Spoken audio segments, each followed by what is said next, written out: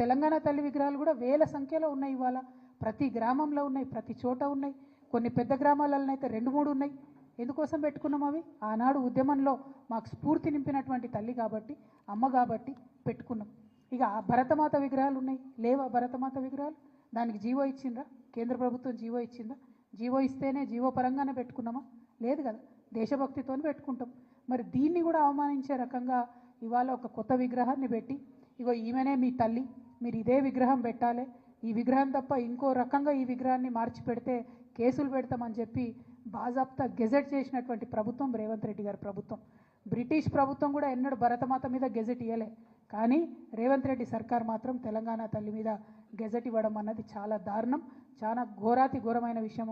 మనం గమనించాల్సిందిగా నేను తెలంగాణ ప్రజలందరినీ కూడా మరి కోరుతా ఉన్నా. అంటే ఇవాళ కాంగ్రెస్ నాయకులు ఎట్లా మాట్లాడుతున్నారంటే, ఉమ్మడి ఆంధ్రప్రదేశ్లో సమైక్యాంధ్ర